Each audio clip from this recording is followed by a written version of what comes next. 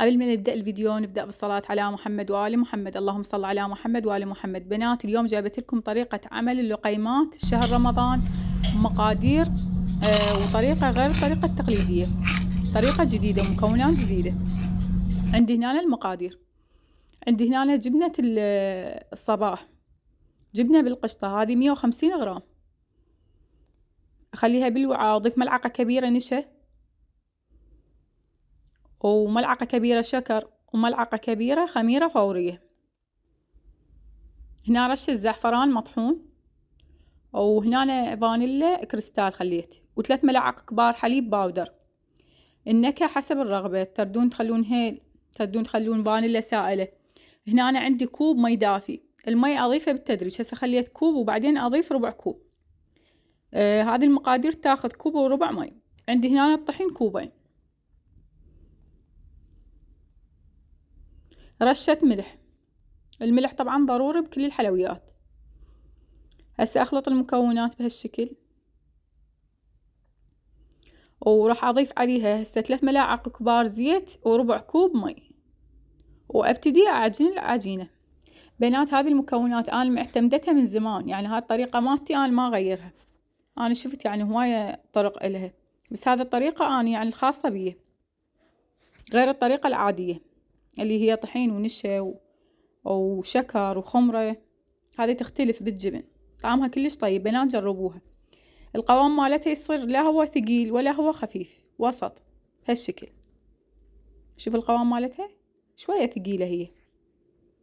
هسه عجينها بهالشكل، كل ما تعجنوها كل ما تصير العجينة أطيب. هسه أتركها تتخمر وأبتدي أحضر الزيت اللي راح أقلي بيه.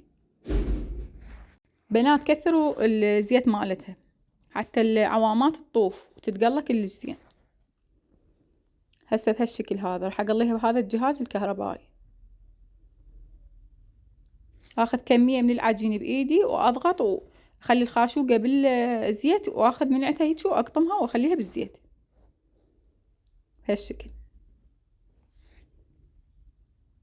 مع بنات اول ما تنزل بالزيت هي راح تاخذ الشكل الدائري. طعمها كلش طيب، مختلفة عن الطريقة العادية ومقرمشة حيل، وتفيدكم شهر رمضان، وسهلة. هذه يعني العجينة انا عجنتها ربع ساعة اختمرت. هسه اقليها بهالشكل، اظل اقلب بيها لحد ما تصير اللون مالتها اشقر. اكو بنات يقلوها على مرحلتين. بنات هذه الطريقة ما تحتاج، يعني حتى تصير مقرمشة انا اقليها بس مرة واحدة، لان هي المكونات مالتها تخليها تصير مقرمشة. ولا تقلوها على نار قوية، النار خلوها وسط، يعني نار هيك بين العالية والهادية. اظل اقلب بيها بهالشكل.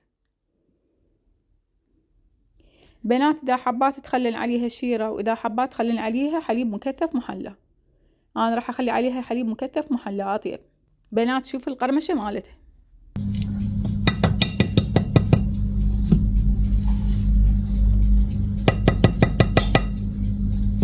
شوفوها تخبط. هسه خلي عليها الحليب مكثف محلى، حليب الفجر.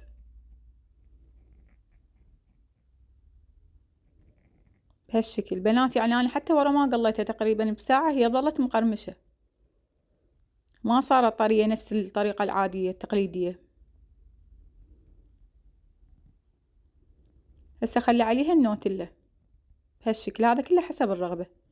اذا حابات تخلين عليها قرفة هم تطلع طيبة. بنات سمع صوت القرمشة، تخبل كلش طيبة. لهنا انتهى الفيديو مالتنا، ومع السلامة، ودمتم في حفظ الرحمن.